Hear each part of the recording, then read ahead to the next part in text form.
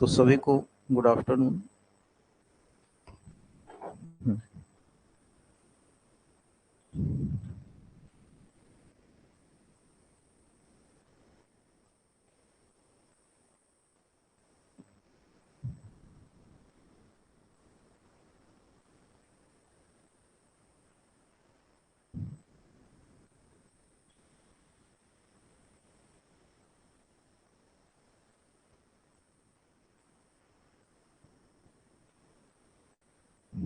चलो, आवाज आ रही है ना सबको? बढ़िया। बताइएगा ऑनलाइन वाले।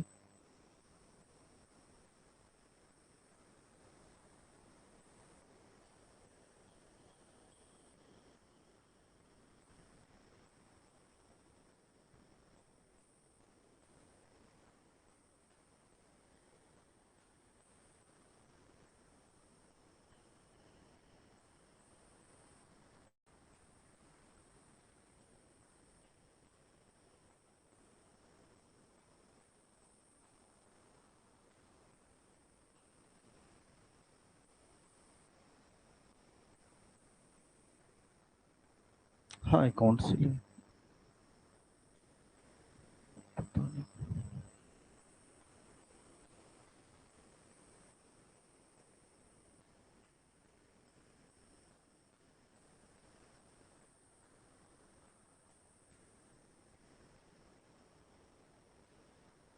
पता नहीं, इसको सेटिंग को कोई कुछ खराब कर दिया लग रहा है। पर वो आ गया है।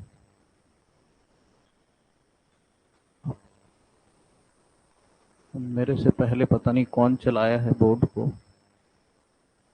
सेटिंग को थोड़ा, ये ऊपर नहीं जा रहा ना। चलो ठीक है, देखते हैं। चलिए, तो स्वागत है भाई सभी का आज की क्लास में, है ना।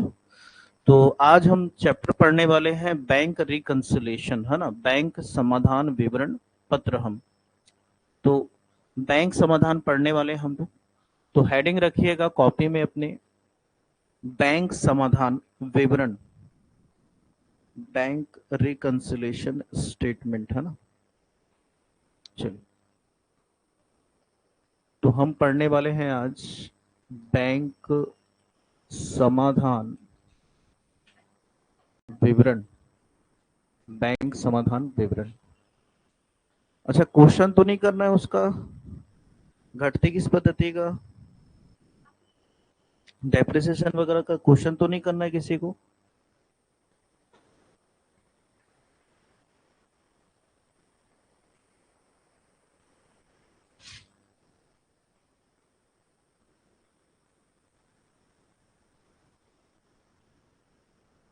तो बैंक समाधान विवरण पत्र भी बोल सकते हैं, विवरण पत्र या बैंक समाधान विवरण।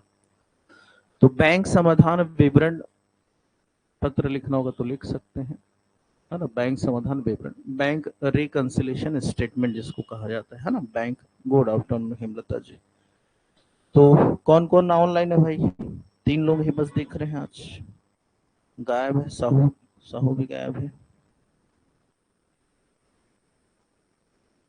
दुर्गा, मोक्षदा, हेमलता, साहू जी आ गए। चलो ठीक। चलो बढ़िया, आज नया चैप्टर हम पढ़ने वाले हैं बैंक समाधान विवरण, है ना। बैंक समाधान विवरण, यहाँ से क्वेश्चन आता है, यहाँ से क्वेश्चन आता है एग्जाम में आपका। बैंक रिकंसिलेशन स्टेटमेंट कहा जाता है। तो बैंक समाधान विवरण के बारे में अगर आप कुछ जानते हैं तो बता सकते हैं कि भाई बैंक समाधान विवरण होता क्या है, किसे कहते हैं? व्यापारी द्वारा, ठीक। पासबुक और कैश बुक।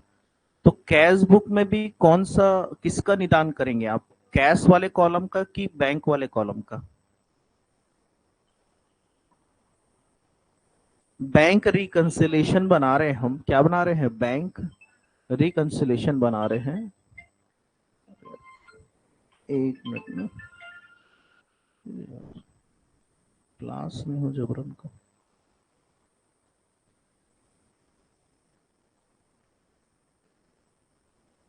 थोड़ा सा रुकेगा एक मिनट, थोड़ा सा।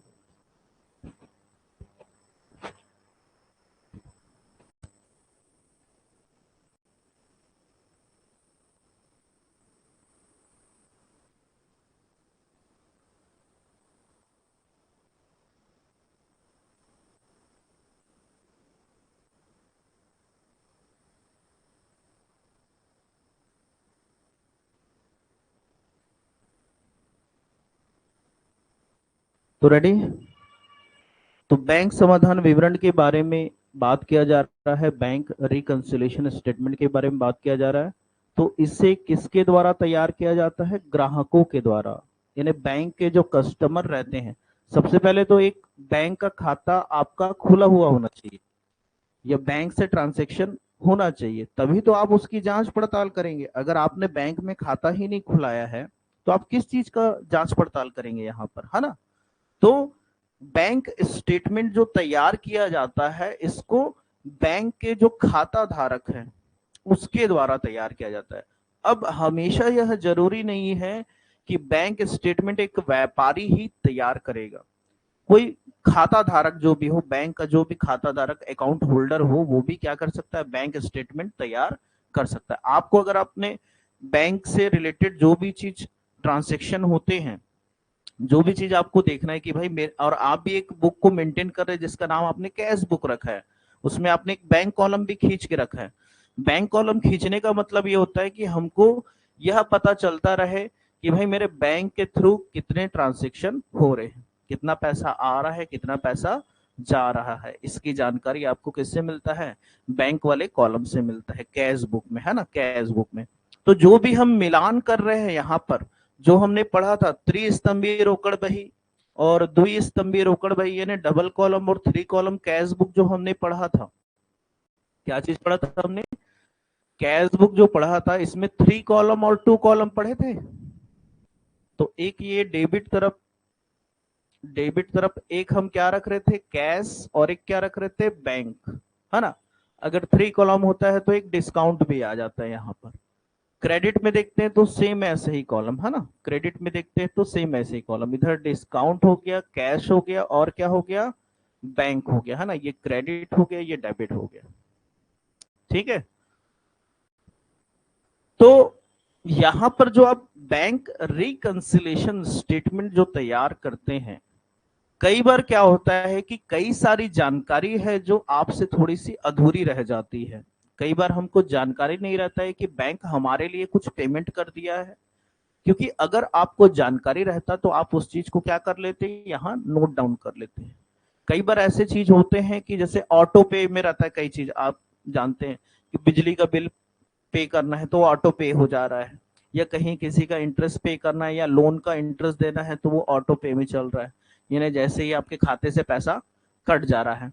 मगर जब तक आप बैंक नहीं जाएंगे या आप स्टेटमेंट नहीं निकलवाएंगे तो आपको समझ में नहीं आएगा। आजकल तो ऑनलाइन हो गया तो थोड़ा सा समझ में आ जाता है, मैसेज आ जाता है कि भाई आपका इतना पैसा कटा है। पहले ये सारी सुविधाएं नहीं थी। तो यहाँ पर बैंक के कॉलम का ध्यान रखिएगा, इसका कोई काम नहीं है, इसका कोई काम नहीं है, ध्यान रखिएगा। इस कॉलम का कोई काम नहीं है। इस स्टेटमेंट में जो मिलान करते हैं हम लोग क्या करते हैं? मैचिंग करते हैं, देखते हैं कि भाई कि यहाँ क्या चीज लिखना छूट गया, या इसके हिसाब से जितना शेष आ रहा है। और मोस्टली हमने क्या देखा है कि जो कैश बुक का जो शेष होता है या बैलेंस होता है, वो मोस्टली क्या होता है? डेबिट शेष होता है, ऐसा हम मान के चलते हैं। बट बैंक के कॉलम में ऐसा रूल नहीं था, मैंने बताया था। इसमें डेबिट शेष भी हो सकता है और क्रेडिट शेष भी हो सकता है। चलिए, तो बताइएगा डेबिट शेष का मतलब क्या होता है? चलिए इधर बताइएगा, ऑनलाइन में भी और ऑफलाइन में भी बताइए कि भाई डेबिट शेष का मतलब क्या होता है, कि डेबिट ज्यादा होता है कि क्रेडिट ज्यादा होता है डेबिट शेष में? डेबिट शेष का मतलब याद रखिएगा, डेबिट बैलेंस का मतलब याद रखिएगा कि डेबिट बैलेंस मतलब डेबिट ज्यादा रहेगा, अगर क्रेडिट शेष बोल रहा है तो क्रेडिट ज्यादा रहेगा। कैश बुक का जो डेबिट पक्ष है या डेबिट साइड है, इसको अन्य किस नाम से जानते हैं? बताइए जल्दी से सभी कोई, ऑनलाइन वाले भी बताइए भाई। कैश बुक के डेबिट साइड को किस नाम से जानते हैं? विकलन पक्ष को प्राप्ति पक्ष, रिसिप्ट साइड बोलते हैं। क्रेडिट को क्या बोलते हैं? पेमेंट साइड बोलते हैं ना, भुगतान पक्ष बोलते हैं, ध्यान रखिएगा, इसको नहीं भूलना है भाई, ठीक है। तो हम व्यापारी है, बहुत सारे ट्रांजैक्शन होते हैं व्यापार में, कई ट्रांजैक्शन कई बार होते हैं कि बैंक के द्वारा पेमेंट कर दिया जाता है, या कोई अचानक से हमारा कोई ग्राहक है, मान के चलो कोई कस्टमर है, कोई हमारा डेटर है जिसको हमने माल बेचा होगा उधारी, 50,000 का माल बेचा होगा, वो 50,000 रुपए आपको बताया वगैरह नहीं, डायरेक्ट आपके खाते में भेज दिया, उसके पास आपका खाता नंबर था और उसने 50,000 भेज दिया। तो आप तो यहाँ कैश बुक में एंट्री करे नहीं है, क्योंकि आपको पता नहीं है, जानकारी आपके पास है नहीं कि किसी ग्राहक ने आपके जो भी उधारी लग रहा था वो पैसा ले जाके आपके बैंक में डाल दिया, आपके बैंक खाते में, मगर आपके पास जानकारी है नहीं अभी।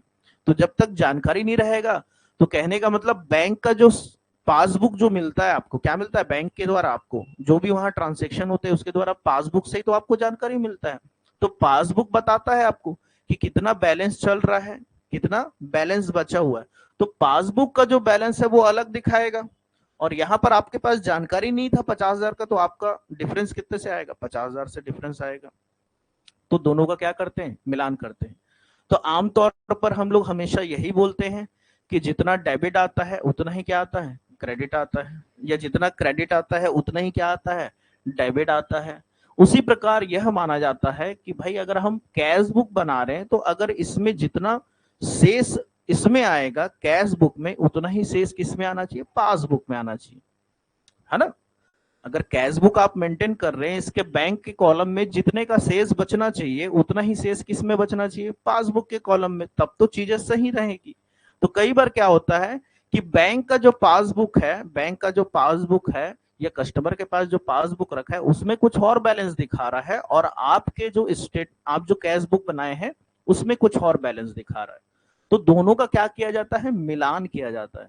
जो चीज आप लिखना भूल जाते हैं उन चीजों को क्या करते हैं? फिर से लिखा जाता है।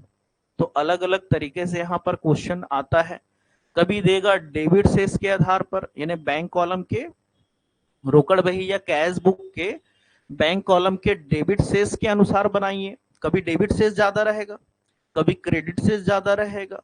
उसी प्रकार पासबुक के आधार पे भी बोलेगा कि उसके डेबिट शेष के आधार पे बनाइए या उसके क्रेडिट शेष के आधार पे बनाइए। तो अब हमको ये भी ध्यान में रखना है, जो चीज मैं बता रहा हूं ध्यान रखिएगा थोड़ा सा, अभी लिखाऊंगा इसके बारे में, लिखाऊंगा मैं, कि यहां पर अगर हम कैश बुक बना रहे हैं, क्या चीज बना रहे हैं? कैश बुक बना रहे हैं, तो इसका जो डेबिट बैलेंस है, इसका जो डेबिट बैलेंस है इक्वल टू होता है पासबुक के क्रेडिट बैलेंस की, क्रेडिट बैलेंस की। हम जो भी रिसिप्ट करते हैं तो कैश बुक के कहां लिखते हैं? डेबिट में लिखते हैं। जो भी रिसिप्ट करते हैं कहां लिखते हैं? कैश बुक के डेबिट में लिखते हैं। मगर जब पैसा आपके खाते में जमा होता है तो पासबुक में देखना, पासबुक जब देखोगे आप तो पासबुक में ऐसे ही आपका क्या रहता है? इधर सीरियल नंबर रहेगा, है ना, वही डेट रहेगा, डेट है, सीरियल नंबर इस टाइप का। यहाँ पर वही पर्टिकुलर आपका रहेगा, फिर यहाँ जो भी है थोड़ा सा पेज नंबर वगैरह जो है वो रहेगा। फिर एक रहता है डेबिट, और एक क्या लिखता है? क्रेडिट, और एक कॉलम रहता है लास्ट में बैलेंस का। किसका? बैलेंस का या शेष का कॉलम रहेगा ऐसे, डेबिट अमाउंट, क्रेडिट अमाउंट और लास्ट में बैलेंस अमाउंट। जब आप बैंक में पैसा जमा करते हैं तो आपका खाता क्रेडिट होता है कि डेबिट होता है? क्रेडिट लिखता है ना। कभी भी कोई आपको पैसा भेज रहा है तो your account will be credited करके ऐसा दिखाता है ना, कि आपका खाता इतने हजार रुपए से, मान लो 10,000 रुपए से क्या हो रहा है? क्रेडिट हो रहा है। तो कहने का मतलब जब पैसा हमारे खाते में जब जमा हो रहा है तो बैंक क्या कर रहा है? पासबुक में क्या कर रहा है? उस चीज का एंट्री क्या कर रहा है? क्रेडिट कर रहा है। मगर वही जब हम बैंक में पैसा जमा करते हैं तो बैंक खाता क्या करते हैं? डेबिट करते हैं, जब हम कैश बुक बनाते हैं। यानी पैसा जब हमारे पास आता है तो हम कैश बुक बना रहे हैं तो हम उस चीज को डेबिट कर रहे हैं, मगर वही चीज को बैंक पासबुक में क्या कर रहा है? क्रेडिट कर रहा है। इसी कारण कैश बुक का जो डेबिट बैलेंस है वो क्रेडिट पासबुक के क्रेडिट बैलेंस के बराबर रहता है। और इसी प्रकार अगर बोला जाए कि कैश बुक का यानी रोकड़ बही का जो क्रेडिट बैलेंस है वो रहेगा आपके पासबुक के किसके बराबर? डेबिट बैलेंस के बराबर। समझ गए? ये चीज पहले क्लियर हुआ कि यहां पर जो हमारा प्राप्ति पक्ष है कैश बुक में, जो डेबिट साइड हमारा रहता है, क्या रहता है? प्राप्ति पक्ष रहता है, डेबिट साइड। मगर वही चीज पासबुक में देखेंगे तो वो क्रेडिट साइड कहलाता है। वैसी पेमेंट साइड कौन सा रहता है हमारा? क्रेडिट रहता है। कैश बुक में कौन सा साइड पेमेंट साइड रहता है? क्रेडिट साइड रहता है, क्रेडिट साइड रहता है जो पेमेंट साइड है। मगर पासबुक में देखेंगे तो जब आप किसी को पेमेंट करते तो खाता क्या होता है? डेबिट होता है ना, तो वो डेबिट साइड हो जाता है। ठीक है, समझ में आ रहा है कि हम बैंक रिकंसिलेशन किस लिए बनाएंगे? जब आप बैंक आपका किसी चीज का पेमेंट कर दिया, किसी भी एक्सपेंसेस का बैंक ने पेमेंट कर दिया, मगर जानकारी आपके पास नहीं है, तो आप कैश बुक में एंट्री नहीं कर रहे हो, तो वही एंट्री करना पड़ता है, मिलान करना पड़ता है कि भाई इसका बैलेंस अगर 50,000 आ रहा है तो भाई इसका भी बैलेंस 50,000 आना चाहिए, ऐसा टाइप।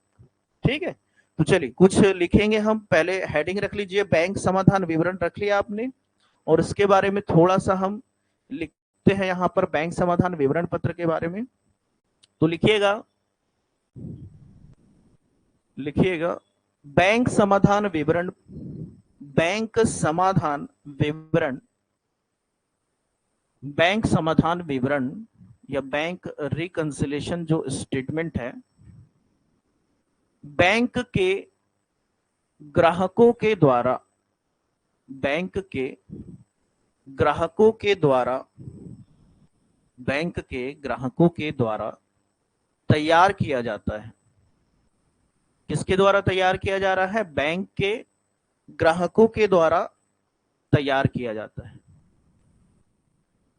बैंक समाधान विवरण बैंक के ग्राहकों के द्वारा तैयार किया जाता है, जो एक व्यापारी, जो एक व्यापारी या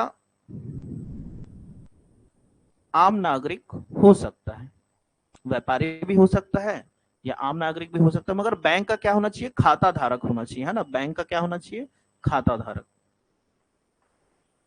हाँ, जो एक व्यापारी हो सकता है या अन्य खाता धारक हो सकता है ना, मगर खाता धारक तो कंपलसरी है, खाता धारक होना ही चाहिए।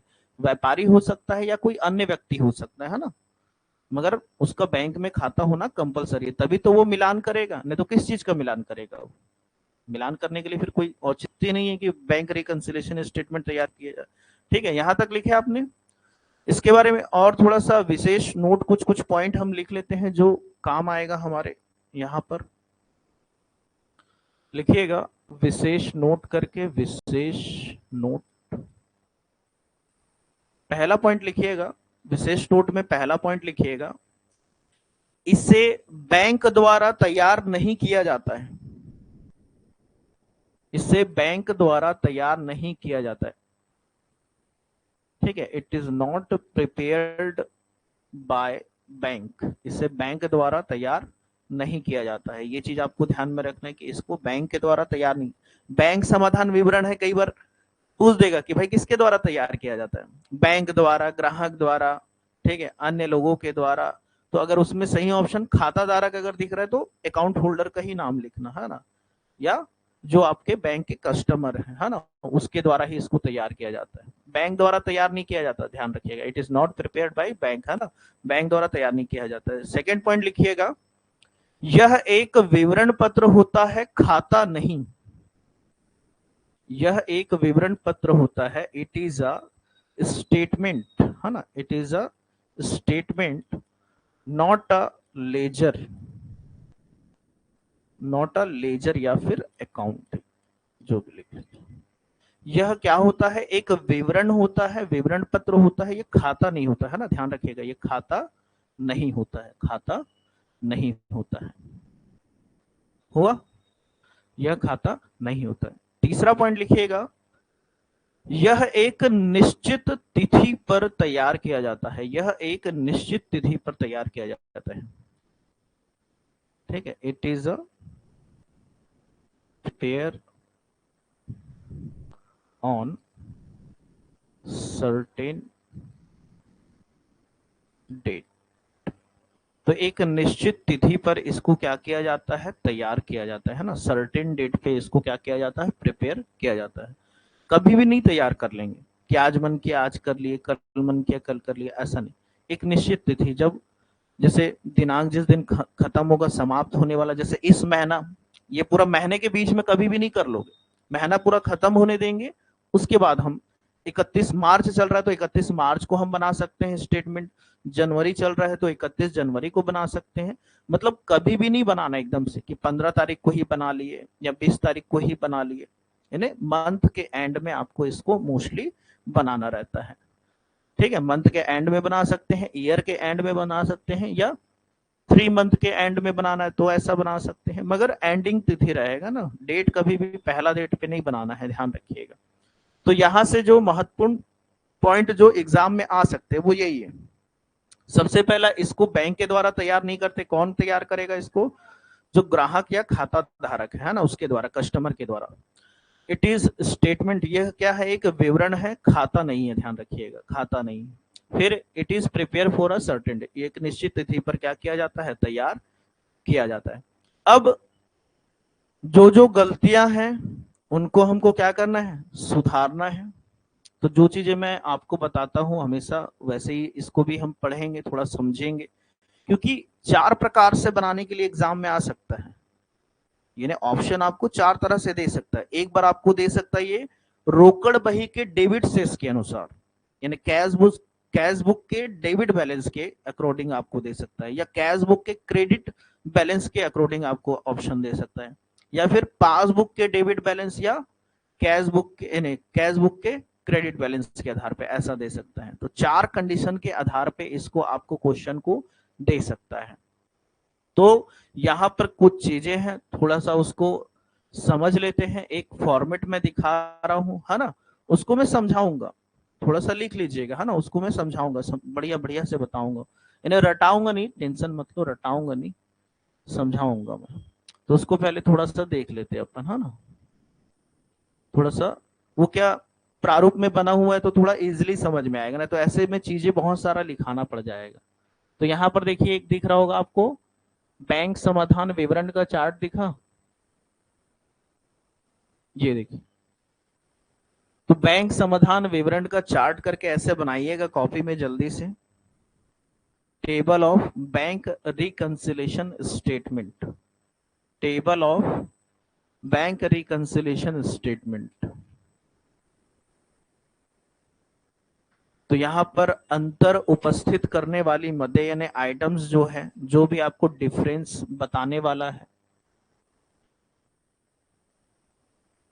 ना,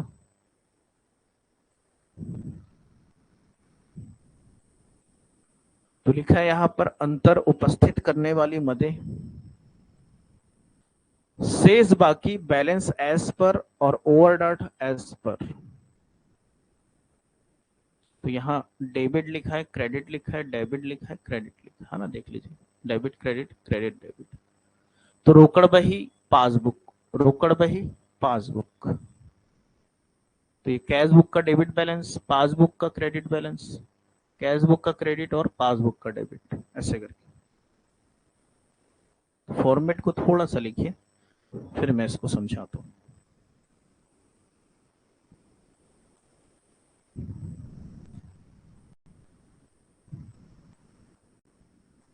इधर ऑनलाइन वाले क्या हाल है? कुछ बता नहीं रहे हैं, आज शांत शांत है माहौल एकदम।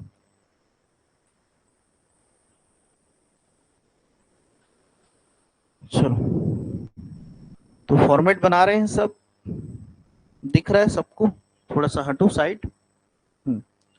चलो मैं उधर चला जाता हूँ तो ठीक दिखेगा, है ना? हाँ, चलिए, लिख रहे हैं सर, ठीक ठीक, लिखिए लिखिए।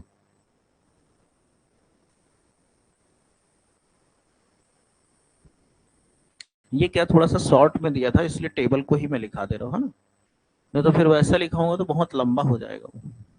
इसमें चीजें थोड़ा सा ज्यादा जल्दी क्लियर हो जाएगी, जैसे अभी पढ़े, दोबारा कभी देखना रहे तुरंत समझ में आ जाएगा। चलिए, तो देखिए, पहला क्या लिखा है, फॉर्मेट बन गया क्या सबका, है ना? यहाँ पर शेष बाकी दिखा है और यहाँ क्या लिखा है? अधिविकर्ष, ओवरड्राफ्ट।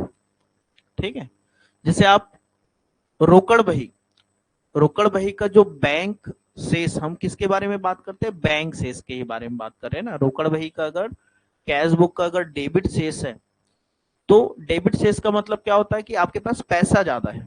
डेबिट शेष का मतलब क्या होता है, पैसा ज्यादा है हमारे पास। और क्रेडिट शेष का मतलब क्या होता है कि पैसा हमारे पास, हमने उधारी ज्यादा कर दिया या भुगतान हमने ज्यादा कर दिया, पेमेंट ज्यादा कर दिया, तब उसको, यानी कैश बुक का जो क्रेडिट शेष रहता है उसी को ओवरड्राफ्ट भी बोला जाता है, अधिविकर्ष के नाम से भी जानते हैं, ध्यान रखिएगा। बैंक ओवरड्राफ्ट क्या होता है कि हमारे पास पैसा ज्यादा नहीं है मगर फिर भी हम ज्यादा पेमेंट कर सकते हैं, उसी को बोलते हैं ना बैंक ओवरड्राफ्ट। कि जब हमारे पास पैसा ज्यादा नहीं है मगर फिर भी हम पेमेंट ज्यादा कर सकते हैं, तो उसी को बैंक ओवरड्राफ्ट बोला जाता है। और बैंक ओवरड्राफ्ट क्या होता है, क्रेडिट बैलेंस होता है, यानी क्रेडिट, पेमेंट ज्यादा करोगे तो क्रेडिट में ज्यादा आएगा ना अमाउंट। तो याद रखिएगा कि जो कैश बुक का जो कौन सा क्रेडिट बैलेंस है, जो वो क्या कहलाता है, अधिविकर्ष भी कहलाता है। और उसी प्रकार पासबुक का जो डेबिट बैलेंस है, यानी पेमेंट वाला जो साइड है, किसी को भी ज्यादा पेमेंट करोगे, ज्यादा passbook debit debit debit debit होता जाएगा, अमाउंट डेबिट हो गया, तो कहने का मतलब वो किसको बताएगा, ओवरड्राफ्ट को बताएगा। यानी बैंक से आप ज्यादा पैसा ले लिए हो और आपके खाते में ज्यादा पैसा है नहीं। ठीक है, दो स्थिति हो सकती है। अगर पासबुक के आधार पे देख रहे हो तो डेबिट देखोगे कि डेबिट कितना ज्यादा डेबिट हो गया, आपका पासबुक ज्यादा डेबिट हो जाएगा और क्रेडिट कम रहेगा, तो सीधी सी बात है कि ये ओवरड्राफ्ट वाली स्थिति है, बैंक ओवरड्राफ्ट वाली। उसी प्रकार अगर आप कैश बुक में देखेंगे तो कैश बुक का जो क्रेडिट साइड है वो अगर ज्यादा रहेगा तब वो भी ओवरड्राफ्ट की स्थिति को दिखाएगा। तो एक बार ओवरड्राफ्ट के हिसाब से है और एक बार सिंपल बैलेंस, जो डेबिट बैलेंस हम लिखते हैं उसके आधार पे ना, एक बैलेंस के आधार पे। चलिए, तो पहला चीज क्या है, देखिए लिखा है, पहला पॉइंट है जिससे आपको कभी भी जो चीजें छूट रही है, तो छूटने वाली या अंतर बताने वाली मत कौन सी हो सकती है। पहला पॉइंट है, निर्गमित किए गए चेक जो भुगतान हेतु प्रस्तुत नहीं हुए, check issued but not presented for payment. पहला लिखिएगा इसको, check issued but not presented for payment, निर्गमित किए गए चेक जो भुगतान हेतु प्रस्तुत नहीं किए। इसमें मैं बहुत सरल सा लॉजिक बताऊंगा, बस आप लोग थोड़ा सा लिख लें। ठीक है, केवल लॉजिक ही बताएंगे यहाँ पर, और ऐसा लॉजिक बताएंगे कि इसको रटना नहीं पड़ेगा, ठीक लिखना भी नहीं पड़ेगा, मगर मैं चाहता हूँ लिख लो कम से कम मदे पता होना चाहिए, इसलिए लिखा रहा हूं मैं, और कोई रीजन नहीं। ये चीज मैं नहीं रटाने वाला कि इसको प्लस करना है इसको माइनस करना है, ये चीज मैं नहीं रटाऊंगा, उसको मैं समझाऊंगा। बस मैं ये चाह रहा हूं कि आपको ये पता रहे, क्योंकि एग्जाम में जो है यही चीज आएगा आपका। मैं देखा हूं जो क्वेश्चन आ रहे हैं वो यहीं से कोई ऑप्शन देगा कि रोकड़ बही का डेबिट बैलेंस है, तो बताइए निर्गमित किए गए चेक जो भुगतान हेतु प्रस्तुत नहीं है उसको प्लस किया जाएगा कि माइनस किया जाएगा, जोड़ा जाएगा कि घटाया जाएगा, ऐसे ही प्रश्न आ रहा है। तो मैं इसी कारण इसको लिखा रहा हूं आप लोगों को, और कोई रीजन नहीं है ना, मेरे को रटाना वगैरह नहीं है भाई, है ना। इसी कारण बस मैं लिखा रहा हूँ यहाँ पर, क्योंकि इसमें क्या हिंदी और इंग्लिश दोनों में लिखा हुआ, तो हिंदी वालों को भी दिक्कत नहीं होगा और इंग्लिश वालों को भी दिक्कत नहीं होगा। इसी कारण थोड़ा सा इस चीज को लिखेंगे आप लोग। बाकी तो मैं भी समझाऊंगा, वो आपको इजीली समझ में आ जाएगा कि है क्या चीज, क्यों प्लस कर रहे हैं, क्यों माइनस कर रहे हैं, क्यों प्लस कर रहे हैं, इस चीज समझ आ जाएगी। तो यहाँ देखो प्लस माइनस माइनस प्लस, ये साइन अभी डाल लीजिएगा, आप लोग भी लिख लीजिए, फिर जब मैं समझाऊंगा तो फिर ये चीजें समझ में आ जाएगी कि भाई क्यों प्लस हो रहा है और क्यों माइनस हो रहा है ना। मेरा उद्देश्य यही है कि क्यों प्लस हो रहा है क्यों माइनस हो रहा है ये बताना। बाकी तो हमको ये पता रहना चाहिए कि भाई किस किस ट्रांसेक्शन में जो है कि मैचिंग करने का कंडीशन आ सकता है, कौन सा चीज हम कैश बुक में या पासबुक में लिखना भूल जाते हैं, दोनों हो सकता है। तो पहला हुआ निर्गमित चेक जो भुगतान हेतु प्रस्तुत नहीं हुए। दूसरा है बैंक द्वारा दिया गया जमा राशि का ब्याज जिसका लेखा रोकड़ बही में नहीं हुआ है, interest allowed by bank not entered in cash book. और थर्ड है ग्राहक द्वारा बैंक में किया गया सीधा भुगतान, direct payment by the customer into bank. हो गया क्या पहला पेज सभी का, ऑनलाइन वाले बताइए हो गया होगा तो थोड़ा सा आगे बढ़ेंगे, है ना। सब लिख लिए हो, इधर ऑफलाइन बचा है, चलो लिखो जल्दी से लिखो। जी सर, चलो दुर्गा का आया, जी सर का। थोड़ा सा आगे बढ़ते हैं। हो गया क्या सबका? प्लस माइनस देख लो, अभी लिख लो प्लस माइनस, फिर मैं भी समझाऊंगा तो दिक्कत नहीं है, वो चीज फिर क्लियर हो जाएगा आप लोगों का। चलो अगला है, देखिए दिख रहा है क्या? हाँ बहुत लंबा है ना। कितना है देखो टोटल? 13 है। 13 है, लिख लो लिख लो।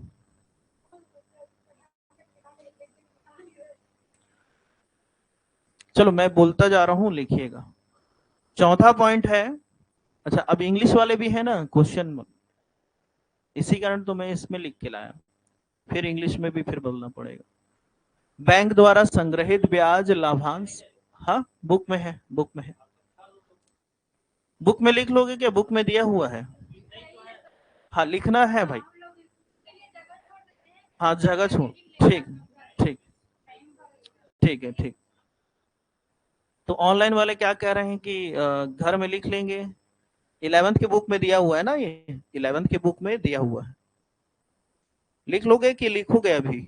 बताओ भाई, आप लोग भी बता दो। ऑफलाइन वाले बोल रहे हैं कि हम लोग लिख लेंगे करके, आप लोग बता दो। टाइम बचा रहे वहां तक ठीक है, मगर अभी यही चीज को तो मेरे को समझाना ही पड़ेगा। समझा दो बस। लिख लो, मैं बोल रहा था क्योंकि ना जो ना रुकते हैं ना बाद में, चीजों को बाद के ऊपर छोड़ देते हैं, तो कई बार ऐसा होता है कि फिर हाँ सर लिख लेंगे और नहीं लिखते हैं। एक लैंग्वेज में लिखिए ना आप लोग, जल्दी से हो जाएगा। कितना चीज है? 13 चीज तो है, बस 13 पॉइंट तो है। इंग्लिश वाले अपना इंग्लिश में लिखो, हिंदी वाले अपना हिंदी में लिखो। यार कितना टाइम लगेगा? 5 मिनट लगेगा मुश्किल से।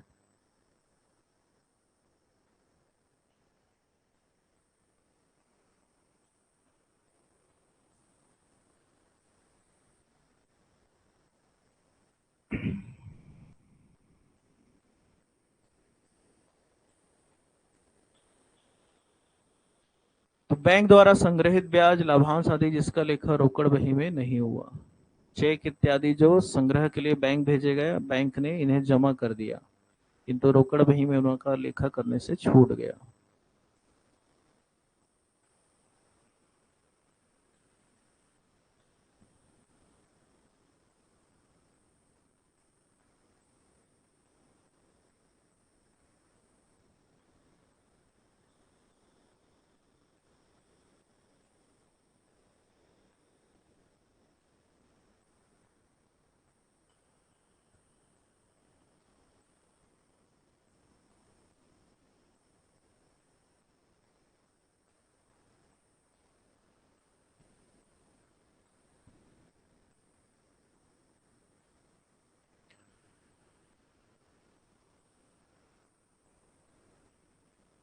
कहाँ तक हो गया बताएंगे ऑनलाइन वाले भी? कौन से पॉइंट तक पहुंच गए? सातवां आठवां या हो गया हो तो बताइएगा।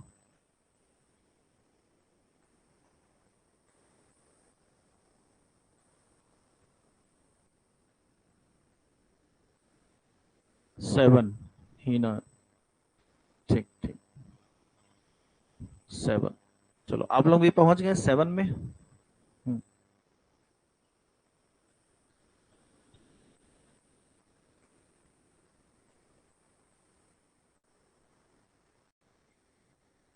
क्या है इस चैप्टर में? और कुछ है ही नहीं पढ़ाने लायक, बस यही है। और उसको भी नहीं लिखोगे बोल रहे हो? ठीक है, इसमें और पढ़ाने लायक कुछ है ही नहीं ना, बस यही पढ़ाने लायक है और यहीं से क्वेश्चन आएगा बस। और इसमें क्या पढ़ाऊं मैं? एक दो क्वेश्चन कराऊंगा, समझाऊंगा बस, उसके बाद कुछ है ही नहीं। बस यही प्लस माइनस यही आएगा बस एग्जाम में। ऐसा नहीं आएगा कि कितना अमाउंट है, ये है, क्वेश्चन बनाओ पूरा, ऐसा टाइप नहीं आएगा। यही देगा। हाँ हाँ हाँ, सेट में भी आ सकता है। जो भी चीज पढ़ रहे हैं यहाँ पर, कहीं ना कहीं उसका बेनिफिट आपको सेट और नेट में भी मिलेगा। खासकर तो इकोनॉमिक्स वाला पोर्शन आपको मिलेगा, है ना। उसमें अभी अपन पूरा उत्पादन फलन वगैरह, जो अवसर लागत वगैरह जो भी पढ़ेंगे, सीमांत अवसर लागत वगैरह, वो सब मांग पूर्ति, डिमांड सप्लाई, सारा चीज मिलता ही है ना। मार्जिनल यूटिलिटी वगैरह पढ़ेंगे, उपयोगिता।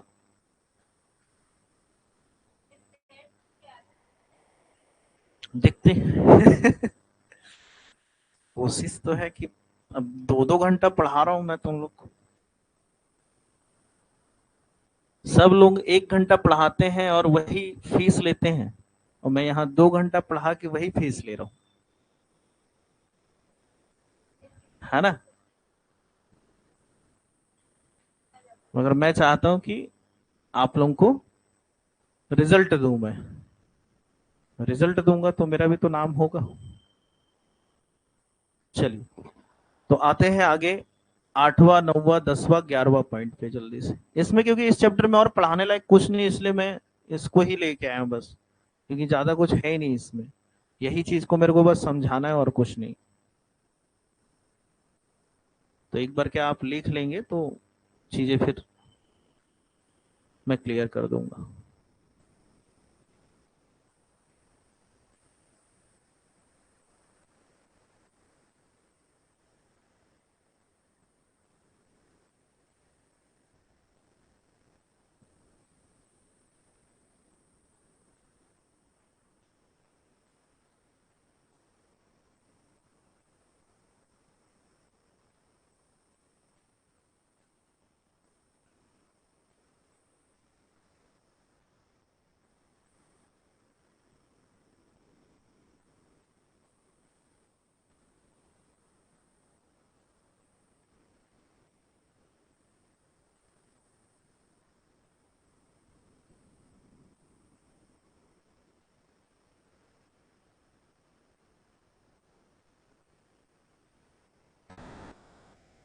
चलिए, कहाँ तक हो गया भाई? 11। 13 ही पॉइंट है, 13 ही पॉइंट से एक क्वेश्चन आपके एग्जाम में मिल जाएगा आपको।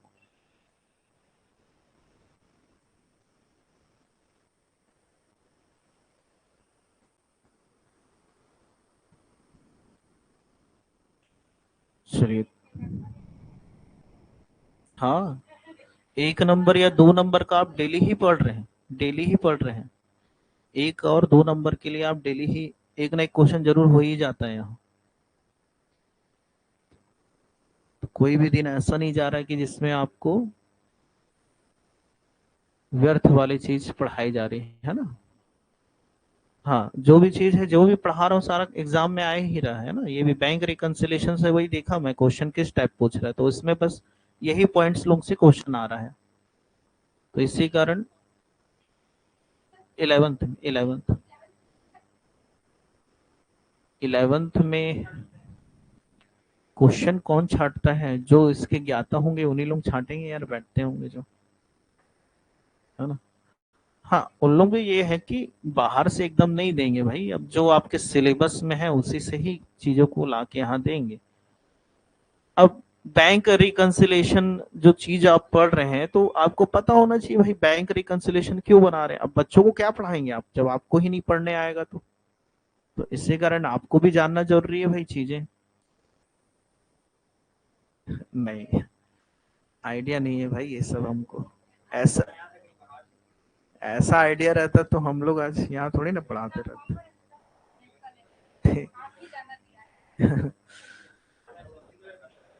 अच्छा, पता नहीं तुम लोग कहाँ कहाँ से नॉलेज लेके आ जाते, खुफिया जानकारी। खुफिया जानकारी पूरा। आईबी वाले तो यही बैठे हैं हमारे क्लास में, है नहीं। देख, नहीं पता जी मेरे को मेहनत से पढ़ो, मेहनत से निकालो। अच्छा, इधर क्या आ रहा है? शिक्षा शास्त्र की क्लास कब से शुरू होगा सर? शिक्षा शास्त्र के लिए ना मैं नहीं पढ़ाऊंगा, यानी शिक्षा शास्त्र के लिए और कोई टीचर है जो पढ़ाएंगे। तो मैं आपको कल मैं आपको इन्फॉर्म कर दूंगा, है ना, कि कौन शिक्षा शास्त्र को यहाँ पर पढ़ा रहा है। ठीक है। हाँ, 13 का क्या लिखा है? बैंक द्वारा सीधे प्राप्त की हुई राशि। एक मिनट। बैंक द्वारा सीधे प्राप्त की हुई राशि जिनकी रोकड़ बही में प्रविष्टि नहीं हुई हो, है ना, ना हुई हो, तो बैंक द्वारा सीधे प्राप्त की हुई राशि। तो लिखिए। अच्छा, ये नहीं दिख रहा है क्या कलर? हाँ, तो लिखिएगा amount received directly by bank which not recorded in cash book ठीक है। तो amount received directly by bank which not recorded in cash book, है ना। तो जिस कुछ बोले क्या? हाँ। प्लस से ऐसे जोड़िए, माइनस कैसे घटाइए, इतना तो अब पता ही है। हाँ क्या चीज बोल रहे? हाँ तो लिख लो ना। तो हाँ रुको कर रहा हूं मैं। हो गया सबका, देखो यहां तक 13 तक ये लिख लियो ना आप लोग, इंग्लिश वाले लोग। हाँ क्योंकि ये अभी नीचे करने के लिए उसको हटाना पड़ेगा मेरे को। अब जिन लोग भी प्लस माइनस नहीं गोदे हो गोद लो, ठीक है। चलो इधर का हो गया है, चलो देख लो भाई, चौथा, पांचवा, छठवा, सातवां, आठवां।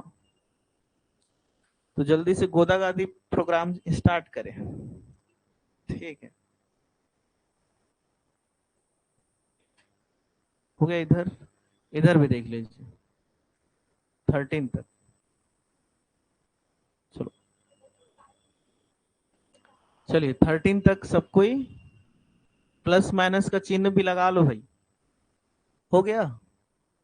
हाँ हो गया सर, दुर्गा जी बोलती हो गया, चलो ठीक। एक दुर्गा ही रिप्लाई करती है ज्यादा, और इधर साहू वगैरह का तो आवाज ही नहीं आता है यार। साहू चुपचाप बैठा रहता है। हाँ नहीं नहीं नहीं, है ना एक हमारे ऑनलाइन में भी है ना साहू जी, वो उनका भी नहीं आता है ज्यादा मैसेज, वो चुपचाप बैठ के पढ़ते रहते हैं आराम से, एकदम ऐसा लगता है। हाँ कल कर रहा था, हीना जांगड़े वगैरह एकदम शांत। हाँ हीना जांगड़े का भी आया मैसेज, मोक्षदा का आया, हो गया हो गया। चलिए ठीक। तो चलिए अब चीजों को थोड़ा सा समझते हैं, चीजों को थोड़ा सा समझते हैं। देखिए यहीं से क्वेश्चन आने वाला है ना, इसलिए बहुत महत्वपूर्ण है, इसलिए मैं आप लोगों को लिखाया, उन्हें तो मैं नहीं लिखाता, छोड़ दो बोलता है ना, मगर लिखाना पड़ा इसी कारण, है ना। चलो इसको थोड़ा इधर करते हैं और हम इधर आते हैं। दिख रहा है क्या? इधर थोड़ा सा वो है ना।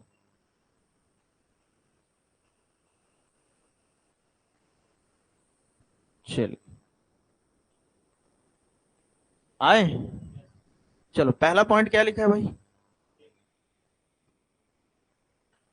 अच्छा देखिए यहाँ पर जो आपको ये दिया हुआ है, फॉर्मेट जो दिया हुआ है, शेष बाकी और अधिविकर्ष वर्ड लिखा है ना। यानी अगर इसको याद भी नहीं रखते हैं तो आप ये रोकड़ बही का डेबिट और पासबुक का क्रेडिट, रोकड़ बही का जैसा डेबिट शेष होता है, रोकड़ बही का डेबिट शेष किसके बराबर है? पासबुक के क्रेडिट शेष के बराबर। और रोकड़ बही का क्रेडिट शेष किसके बराबर है? पासबुक के डेबिट शेष के बराबर। इतना पता है ना सबको?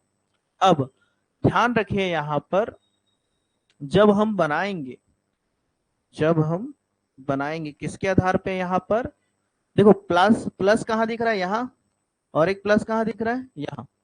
तो रोकड़ बही का कौन सा शेष है और पासबुक का कौन सा है? दोनों के लिए एक रूल फॉलो होगा। यानी पहला जो चीज हम देखेंगे, पहला जो चीज हम देखेंगे, जब रोकड़ बही या पासबुक का डेबिट शेष के आधार पर, रोकड़ बही और पासबुक के डेबिट शेष के आधार पर, रोकड़ बही और पासबुक के डेबिट शेष के आधार पे हम जो है रूल्स उसको देखने वाले हैं। किसको देखने वाले हैं? रूल्स को देखने वाले हैं। कौन कौन सा चीज ध्यान रखिएगा? रोकड़ बही और पासबुक दोनों का, कैश बुक का और पासबुक का, दोनों का डेबिट शेष या डेबिट बैलेंस के आधार पे अगर क्वेश्चन आता है तो किसको प्लस करना है और किसको माइनस करना है, ये चीज हम देख रहे हैं। ठीक है, अब थोड़ा सा यहां पर समझेंगे चीज। अगर इसके आधार पे देख रहे हैं, रोकड़ बही का डेबिट शेष और पासबुक का डेबिट शेष, इसके आधार पे आप प्रश्न देख रहे हैं, तो सिंपल सा चीज अपने दिमाग में ये रखिए कि जो चीज से हमको फायदा मिलेगा, ग्राहक या जो खाता धारक है, खाता धारक जो है या कस्टमर जो है उसको जिस चीज से फायदा मिलेगा उसको वो जोड़ेगा। सिंपल सा एक लॉजिक याद रखिएगा, यहाँ पर सिंपल सा लॉजिक है, जिस चीज से फायदा होगा वो जोड़ेगा, जिस चीज से नुकसान होगा उसको घटाएगा। बस इतना ही कॉन्सेप्ट, और कोई कॉन्सेप्ट नहीं इसमें। अब चीजें मैं समझाऊंगा पॉइंट को, है क्या चीज। क्या चीज मैंने बोला कि डेबिट शेष, रोकड़ बही का या कैश बुक का डेबिट शेष और पासबुक के डेबिट शेष के आधार पे अगर प्रश्न आता है कि भाई रोकड़ बही का डेबिट शेष कितना है, मान लो रोकड़ बही का डेबिट शेष, क्वेश्चन कैसा देगा ये भी थोड़ा सा मैं बता दे रहा हूं आपको। क्वेश्चन में आपको इंफॉर्मेशन लिखा रहेगा कि रोकड़ बही का डेबिट शेष 5,000 है या 5,000 रुपए था, ऐसे करके लिखा रहेगा कि कैश बुक का जो डेबिट बैलेंस है वो 5,000 रुपीज था। अब अन्य सूचनाएं निम्न प्रकार है, अन्य सूचनाएं या अदर इंफॉर्मेशन आपको दिया रहेगा। अब ये जो पॉइंट आप लोग लिखे 13 पॉइंट, यही वहां पर अन्य सूचना में दिया रहेगा कि चेक निर्गमित किया मगर भुगतान हेतु प्रस्तुत नहीं हुआ, या बैंक ने हमारे किसी ग्राहक का सीधा पेमेंट कर दिया जिसकी जानकारी हमें नहीं थी। ये जितने भी 13 पॉइंट लिखे वही 13 पॉइंट यहां लिखा रहेगा। तो जब हम सॉल्व करते हैं तो आंसर क्या आता है वो चीज मैं बता रहा हूं। हम जब सॉल्व करते हैं, बैंक रिकंसिलेशन स्टेटमेंट जब बनाते हैं, हम बैंक समाधान विवरण पत्र जब हम बनाते हैं यहां पर, तो हम जो शुरुआत करते हैं इसी शेष को रखकर यहां से स्टार्ट करते हैं क्वेश्चन को, जिसका भी शेष दिया रहेगा। अब 4 तरह के शेष या बैलेंस आपको क्वेश्चन में दे सकते हैं, चाहे वो कैश बुक का डेबिट बैलेंस या क्रेडिट बैलेंस, या पासबुक का डेबिट या क्रेडिट बैलेंस, जो भी दिया रहेगा उसको हम यहां पर स्टार्ट करते हैं, है ना। एज पर अगर कैश बुक है तो आप यहां पर कैश बुक लिखेंगे, और उसका अगर डेबिट बैलेंस है तो आप यहां पर डेबिट दिखाएंगे। डेबिट बैलेंस मान के चलिए कितना दिखा रहा है, 5,000 रुपए का। कितना दिखा रहा है, 5,000 का। तो अब जो भी अन्य सूचना रहेगा, अन्य अदर इंफॉर्मेशन जो भी चीज रहेगा, या तो उसको ऐड किया जाएगा या तो उसको सब्सट्रैक्ट किया जाएगा, है ना, या तो जोड़ा जाएगा या तो घटाया जाएगा, जो भी सूचना दिया रहेगा। तो जो उत्तर निकल कर आएगा लास्ट में, जो उत्तर निकल कर आएगा यहां पर एज पर जैसे यहां पर क्या लिखा है, कैश बुक, तो उत्तर जो आएगा किसके अनुसार, पासबुक। कौन सा बुक, पासबुक। अगर कैश बुक लिखा है तो वो किससे मिलान करेंगे, पासबुक से ही तो मिलान कर रहे हो। या ऊपर में पासबुक लिखा है तो नीचे क्या लिखोगे, कैश बुक। यही चीज, अगर ऊपर कैश बुक है तो नीचे किससे लिखोगे, पासबुक के अनुसार। या ऊपर अगर पासबुक का शेष दिया है तो उसका मिलान कैश बुक के अनुसार। हिंदी में अगर लिखते हैं तो ऊपर में लिखते हैं रोकड़ बही के अनुसार और नीचे लिखेंगे पासबुक के अनुसार। अब रोकड़ बही के अनुसार जो डेबिट बैलेंस है वो पासबुक के अनुसार किसके बराबर रहता है, ये चीज, यानी उत्तर जो आने वाला है वो ऐसे लिखेंगे। तो रोकड़ बही का डेबिट बैलेंस किसके बराबर रहता है, पासबुक के क्रेडिट बैलेंस के बराबर। यानी एक चीज ऊपर में दिया रहेगा और आपको जोड़ या घटाकर दूसरा चीज लाना है। और दूसरा चीज क्या होगा, अगर आपका इंफॉर्मेशन कहां से स्टार्ट हो रहा है, डेबिट बैलेंस से स्टार्ट हो रहा है और वो कैश बुक के डेबिट बैलेंस से, तो याद रखिएगा कि उसका जो उत्तर आपको मिलने वाला है, आंसर जो मिलने वाला है वो पासबुक के क्रेडिट बैलेंस के अनुसार। यानी जो रोकड़ बही का डेबिट बैलेंस है, अभी लिखाया था थोड़ी देर पहले, बताया था कि रोकड़ बही का डेबिट बैलेंस किसके बराबर होता है, पासबुक के क्रेडिट बैलेंस के बराबर। या पासबुक का अगर क्रेडिट बैलेंस ऊपर लिखा है तो जो उत्तर आएगा वो क्या रहेगा, डेबिट बैलेंस किसका, कैश बुक के डेबिट बैलेंस के अनुसार। एज पर, समझ गए ये चीज कि भाई क्वेश्चन किस हिसाब से दे सकता है, तो किसको जोड़ना है और किसको घटाना है, यही चीज मैं बता रहा हूं।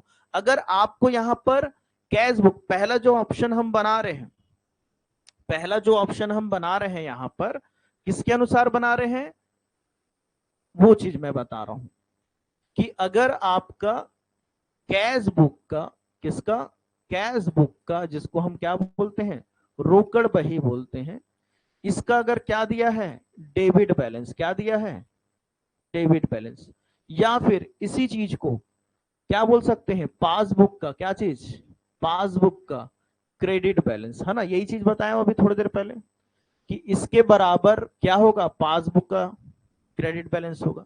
तो दोनों चीज, चाहे ये लिखा रहे ऊपर वाला चाहे नीचे वाला, कोई भी एक चीज लिखा रहेगा, इसके अनुसार अगर बैलेंस दिया तो आपको मैं कॉन्सेप्ट जो बताया हूं लिखना होगा, तो लिख सकते हैं इस चीज को कि इसमें कॉन्सेप्ट क्या लगाना है कि अगर व्यापारी को क्या होगा फायदा, व्यापारी को क्या होगा लाभ होगा तो उसको प्लस कर दीजिए, और व्यापारी को अगर हानि होगा तो उसको माइनस कर दीजिए। बस इतना ही कॉन्सेप्ट है इस दो चीज में, है ना। अगर आपको क्वेश्चन कैश बुक के डेबिट बैलेंस या पासबुक के क्रेडिट बैलेंस के अनुसार बनाने आता है तो उसमें आपको कॉन्सेप्ट यही ध्यान रखना है कि जो व्यापारी है या जो खाता धारक है जिसको भी फायदा अगर होता है तो वो फायदे वाले चीजों को क्या करेगा प्लस करेगा, और नुकसान वाले हानि वाले चीजों को माइनस करेगा। ये सिंपल सा कॉन्सेप्ट है, सिंपल सा कॉन्सेप्ट। तो व्यापारी को लाभ होगा तो क्या करना है प्लस, अगर नुकसान होगा तो क्या करना है माइनस। ठीक है, एक ये चीज आपने लिखा, और इसी के बाजू में आप ये भी लिख लीजिए, यानी ये इसको पहला पॉइंट का नाम दे दीजिए, ये आपका पहला हो गया। दूसरा आप लिख लीजिएगा कैश बुक के, कैश बुक के किसके अनुसार क्रेडिट बैलेंस या पासबुक के, पासबुक के डेबिट बैलेंस। अगर इसके आधार पे क्वेश्चन है कैश बुक का क्रेडिट बैलेंस किसके बराबर रहता है पासबुक के डेबिट बैलेंस के बराबर। और याद रखना इसी को क्या बोला जाता है दोनों को, यहां पर अगर इसका नाम लिखना होगा तो आप लिख सकते हैं, इसी को और क्या बोलते हैं अधिविकर्ष, ओवरड्राफ्ट, ओवरड्राफ्ट बोला जाता है, अधिविकर्ष, अधिविकर्ष है ना, अधिविकर्ष, अधिविकर्ष इसके नाम से भी जानते हैं, इसको ध्यान रखिए।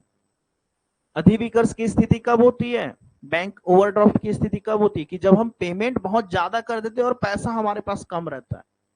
यानी कैश बुक का क्रेडिट बैलेंस जब क्या हो जाएगा दिखाएगा क्रेडिट बैलेंस, क्रेडिट बैलेंस का मतलब जब क्रेडिट बहुत ज्यादा हो गया, यानी आपने पेमेंट बहुत ज्यादा कर दिया। और पासबुक का डेबिट बैलेंस मतलब भी वही है कि आपने पेमेंट बहुत ज्यादा कर दी है, आपके पास पैसा नहीं है मगर इतना पेमेंट आप कर दिए, तो इसको ओवरड्राफ्ट की स्थिति बोलते हैं। तो इस कंडीशन में जस्ट इसी का अपोजिट लिखना पड़ेगा बस, यानी व्यापारी को अब लाभ होगा, जो चीज कॉन्सेप्ट चलता है वही चीज, व्यापारी को लाभ होगा तो अब उसको क्या करना है माइनस, और व्यापारी को अगर नुकसान होगा तो उसको प्लस।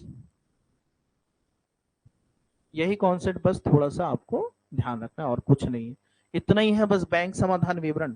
अब जो मैं चीज आप लोग 13 पॉइंट लिखे हैं उसी को मेरे को बस समझाना है बस, और कुछ नहीं, 13 पॉइंट जो लिखे हैं आपको उसी को समझाना। तो ध्यान रखिएगा अगर प्रश्न आता है रोकड़ बही के डेबिट शेष और पासबुक के क्रेडिट शेष के अनुसार, तो व्यापारी को लाभ होगा तो जोड़िए, व्यापारी को हानि होगा तो घटाइए। और कैश बुक के क्रेडिट बैलेंस या पासबुक के डेबिट बैलेंस के आधार पे अगर क्वेश्चन देगा तो जो लाभ है उसको घटाइए और जो हानि है उसको जोड़िए। बस पहले अगर चीजें सही चल रही है तो जो जोड़ता है वो जोड़ता है और जो घटता है वो घटता है। मगर चीजें मैं बताया था, याद है उस दिन भी हम लोग पढ़े थे एक ओपनिंग बैलेंस और यानी ओपनिंग कैपिटल और क्लोजिंग कैपिटल, याद है ना कॉन्सेप्ट बताया था। जब हम ओपनिंग कैपिटल से या प्रारंभिक पूंजी से अंतिम पूंजी की ओर जाते हैं तो जो जोड़ने वाली चीज है उसको जोड़ते हैं, जो घटाने वाली चीज है उसको घटाते हैं। मगर क्लोजिंग से जब हम ओपनिंग की ओर आते हैं तो जो घटने वाली चीज है उसको क्या करने लगते हैं हम लोग जोड़ने लगते हैं, और जो जोड़ने वाली चीज है उसको घटाने लगते हैं। वही चीज यहाँ भी काम करने वाला है सेम। चलिए इतना क्लियर हुआ। अब ये फॉर्मेट आपको इजीली एकदम समझ में आ जाएगा कि जो 13 पॉइंट जो दिए हुए हैं यहाँ क्वेश्चन में, अरे सेव का ऑप्शन कर दिए। चलिए अब आते हैं यहाँ पर पॉइंट्स में, हम देखते हैं बढ़िया, अब चीजें बहुत इजीली एकदम समझ में आएगा कि बोल क्या रहा है। चलिए पहला पॉइंट पढ़ते हैं, निर्गमित किए गए cheque, cheque issued but not presented for payment. Cheque निर्गमित किए हैं जो भुगतान हेतु प्रस्तुत नहीं हुआ है। अब इस लाइन का पहले मतलब समझ लीजिए। आप एक व्यापारी हैं, आपने किसी के नाम से चेक लिया, लिखा कि भाई रमेश तेरे को मैं इतना 2,000 रुपए क्या करूंगा, पेमेंट करूंगा, ये पकड़ चेक और ले जा। तो हमने चेक दे दिया किसी भी व्यापारी को जिसको भी पेमेंट करना था, जो हमारा क्रेडिटर रहा होगा या कोई भी जिससे भी हमने माल खरीदा होगा, उसको हमने चेक लिख के दे दिया। मगर जिस तिथि पे हम बैंक रिकंसिलिएशन स्टेटमेंट तैयार कर रहे हैं, मान के चलो इस महीने के अंत में हम तैयार कर रहे हैं बैंक रिकंसिलिएशन स्टेटमेंट, मगर अंत तक यह व्यक्ति जिसको हमने चेक दिया था वो ले जाके चेक बैंक में लगाया ही नहीं है, वो चेक को बैंक में ले जाके लगाया ही नहीं है, तो इससे क्या इफेक्ट पड़ेगा मैं बता रहा हूं। इससे क्या इफेक्ट पड़ने वाला है, जैसे ही जब हम चेक देते हैं, आप किसी को भी चेक दोगे तो क्या उसका लेखा अपने कैश बुक में करोगे ना, बिल्कुल करोगे। अगर आज के डेट पे आप किसी को चेक दे रहे हो तो आप अपने कैश बुक में जिसको भी दे रहे हो, मोहन को दे रहे हो तो बाय मोहन लिखोगे, पेमेंट साइड में जाओगे, मोहन को अगर चेक दे रहे हो तो क्या एंट्री करोगे आप, पाने वाला मोहन हो गया, और बैंक खाता से लिखोगे ना, बैंक के क्रेडिट में आप बाय मोहन करके लिखोगे, तो वो एंट्री आपने कर दिया। मगर हम तो यहां पर पेमेंट कर चुके हैं, हमारा कैश बुक से क्या हो गया, पेमेंट हो चुका है, हमने एंट्री कर दिया पेमेंट करने का, मगर सामने वाला ले जाकर बैंक में उस चेक को लगाया ही नहीं है। और सामने वाला अगर चेक को बैंक में लगाया नहीं है, मतलब हमको क्या हो गया, एक प्रकार से इसको एज अ ट्रीट करिएगा, फायदा हो गया करिए। मेरे को किसी को पेमेंट करना था, सामने वाला पेमेंट लिया ही नहीं है, जिस तारीख को हम रिकंसिलिएशन स्टेटमेंट बना रहे हैं उस तारीख तक वो जाके बैंक में उस चेक को लगाया ही नहीं है, मतलब पेमेंट नहीं करना पड़ा। और जिस चीज का हमको पेमेंट नहीं करना पड़ा, मतलब वो हमारे एज अ प्रॉफिट के रूप में या फायदे के रूप में, उसको थोड़ा सा ध्यान रखिए। इसलिए ऐसे चीजों को क्या किया जाता है, जोड़ा जाता है। कौन से कंडीशन में, जो यानी रोकड़ बही का डेबिट बैलेंस और पासबुक का कौन सा रहेगा आपका, क्रेडिट बैलेंस ये सॉरी डेबिट बैलेंस के अनुसार, दोनों का क्या रहेगा आपका, डेबिट बैलेंस रहेगा इसके अनुसार। ठीक है, तो रोकड़ बही का डेबिट बैलेंस और पासबुक का कौन सा, अच्छा इसको अपोजिट लिख दिए थे क्या वहां पर, अच्छा अच्छा अच्छा अच्छा, बराबर होता है, बराबर होता है, मगर जो जोड़ने या घटाने वाला जो चीज है, एक मिनट इसको थोड़ा सा सुधार लीजिए आप, दोनों का डेबिट बैलेंस के आधार पे है ना, इसको थोड़ा सा, हालांकि दोनों बराबर होता है ऐसे, मगर जो रूल्स यहाँ फॉलो होता है कि जिसको जोड़ते और वो घटाते हैं, वो थोड़ा सा दोनों डेबिट के आधार पे है। ये रोकड़ बही का डेबिट बैलेंस, डेबिट बैलेंस और पासबुक का भी कौन सा, डेबिट बैलेंस, डेबिट बैलेंस, इसके आधार पर, यानी जो भी आप जोड़ना या घटाना कर रहे हैं इसके आधार पे ये दोनों को डेबिट कर लीजिएगा। और रोकड़ बही का ही क्रेडिट बैलेंस और पासबुक का ही क्रेडिट बैलेंस, जो लिखाया हूं वो सही लिखाया हूं, मगर जो रूल्स जो फॉलो, यानी जोड़ने और घटाने वाली मदे है, वो दोनों ही डेबिट और क्रेडिट के आधार पे ही रखना है। ये चीज सही लिखाया हूं कि जो डेबिट बैलेंस है वो किसके बराबर रहता है, क्रेडिट बैलेंस के बराबर, ठीक है, वो चीज सही है। मगर जो ये जोड़ने और घटाने वाला जो रूल चल रहा है, इसको थोड़ा सा ध्यान में रखिएगा, ठीक है, इसको थोड़ा सा ध्यान रखिए।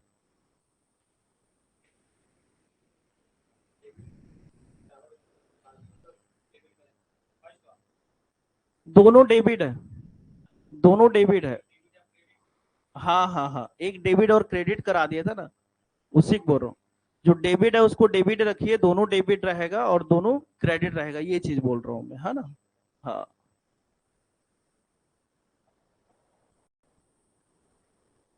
तो माइनस, दोनों में डेबिट रखिएगा, दोनों में डेबिट रखिएगा। चलिए यहाँ आते हैं, थोड़ा सा इस चीज को समझते हैं। तो निर्गमित किए गए चेक जो भुगतान हेतु प्रस्तुत नहीं हुए, तो जो भी चेक आपने क्या किया है, निर्गमित किया है और भुगतान हेतु प्रस्तुत नहीं होगा, तो आपने किसी को चेक दिया और चेक जाकर किसी ने बैंक में जमा नहीं किया है, और चेक जो है बैंक में अगर जमा नहीं हो, मतलब हमको पेमेंट नहीं करना पड़ेगा, और पेमेंट नहीं करेंगे मतलब किस कंडीशन में, हम प्रॉफिट के कंडीशन में, ऐसा मान के चलिए। तो इसलिए ये प्लस और यहाँ क्या हो जाएगा, प्लस। अगला क्या लिखा है, देखिए सेकेंड पॉइंट पढ़िएगा,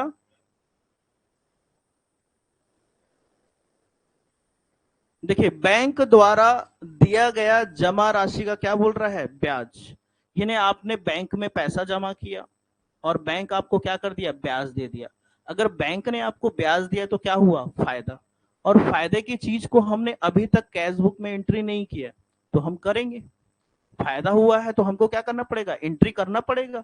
तो एंट्री करेंगे उसको, यानी वो क्या हो जाएगा, चीज जुड़ जाएगा। तो यहां भी प्लस, यहां भी प्लस, दोनों ही कंडीशन में। समझ में आ रहा है कि बैंक ने हमको क्या कर दिया, ब्याज दे दिया। और ब्याज अगर आपको मिल रहा है तो फायदा होगा ना, सिंपल सी बात है। और जो फायदे वाली चीज है, मैंने क्या बताया कि उसको क्या करना है, आपको जोड़ना है। फायदे वाली चीज को जोड़ना है। चलिए इसी प्रकार देखते हैं नेक्स्ट, थर्ड वाला, ग्राहक द्वारा बैंक में किया गया सीधा भुगतान। कोई आपका कस्टमर है, उसने डायरेक्ट पैसा कहां जमा कर दिया, बैंक में। अगर बैंक में पैसा जमा कर दिया तो फिर से हमको क्या हो गया भाई, फायदा हो गया। समझ में आ रहा है सभी को। बैंक में डायरेक्ट अगर पैसा कोई जमा कर दे रहा है तो फिर से क्या हो गया, फायदा हो गया हमको। तो फायदे वाली चीज को मैंने क्या बोला है, जोड़ना। अरे सब ऐसे देख रहे हैं जैसे कहीं दूसरी दुनिया में आ गए हैं। देखो समझा रहा हूं भाई, यहां पर कोई ये व्यक्ति है, इसने आपके बैंक खाते में क्या कर दिया, सीधा पैसा जमा कर दिया। मान लो 50,000 जमा कर दिया कोई। अगर कोई आपके खाते में पैसा जमा कर दे रहा तो आपको फायदा होगा कि नुकसान होगा भाई, फायदा होगा। यही चीज होगा ना, फायदा ही तो होगा ना। और इसकी जानकारी आपको नहीं थी, आपने कैश बुक में उसका एंट्री किया नहीं है, तो कर लीजिए, जोड़ लीजिए चीजों को। अगर नहीं जोड़े हैं तो जोड़ लीजिए, क्योंकि फायदा हो रहा है आपको। बस यही तो चीज है, और क्या है। फर्स्ट वाला पॉइंट ये है कि हम किसी को पेमेंट करना चाहते हैं, चेक जो निर्गमित किए गए, हम किसी को पेमेंट कर रहे हैं, और सामने वाला व्यक्ति चेक ले जाकर अगर बैंक में नहीं जमा किया है, मतलब हमने पेमेंट नहीं किया। अरे पेमेंट कब, मैं क्या बोल रहा हूं, यहां पर आप क्या बना रहे हैं, बैंक कभी तो करना पड़ेगा। सही बात है मैडम, मगर वही तो बता रहा हूं, इसी कारण तो लिखा है कि जो बैंक रिकंसिलेशन बनाते हैं वो एक निश्चित तिथि को बनाते हैं। यानी अगर आप 31 जनवरी को बना रहे हैं या 31 मार्च को बना रहे हैं, तो आपको उसमें लिखा रहेगा पॉइंट कि सामने वाला व्यक्ति जो है, जिसको आपने चेक दिया था, वो ले जाकर, अगर आप मार्च में बना रहे हो तो वो अप्रैल 2 तारीख को जाकर बैंक में चेक को क्या करता है, जमा करता है। ऐसा जानकारी लिखा रहेगा। तो उसका मतलब आपको यही निकालना पड़ेगा कि चेक जो निर्गमित किया, यानी चेक इशूड किया गया, बट नॉट, यानी क्या बोल सकते हैं उसको, उसका पेमेंट आपने नहीं किया है। यानी चेक जारी किया था मगर आपने पेमेंट उसका नहीं किया है, जो निश्चित तिथि है वहां पर नॉट पेमेंट, है ना, ये होगा उसका मतलब। हाँ, तो उस मंथ के लिए एज वो फायदे के रूप में रहेगा कि भाई हम पेमेंट नहीं करें, मतलब हमारे पास से पैसा नहीं गया है, और हम जबरन यहाँ पर क्या करें, जब भी आप पेमेंट करोगे, किसी को चेक दोगे तो अपने कैश बुक में उसको घटा लोगे। अब वास्तव में इस बार पेमेंट ही नहीं हुआ तो उसको फिर से क्या करना पड़ेगा, जोड़ना पड़ेगा, क्योंकि पैसा आप क्या करे थे, ज्यादा रहा पैसा, उसमें से आप किसी को पेमेंट कर रहे तो आप घटा दिए थे। मगर अब पेमेंट ही नहीं हुआ है तो अब फिर चीजों को क्या करना पड़ेगा, जोड़ना पड़ेगा। यही चीज है बस कॉन्सेप्ट वहां पर, और कुछ नहीं, यही चीज है बस कॉन्सेप्ट। चलिए आते, हाँ हाँ, डेट दिया रहेगा ना, अभी करेंगे क्वेश्चन तो समझ में आ जाएगा, एक आध क्वेश्चन करेंगे। चलिए इसके बाद सेकंड में किसी को दिक्कत है तो देख लो भाई।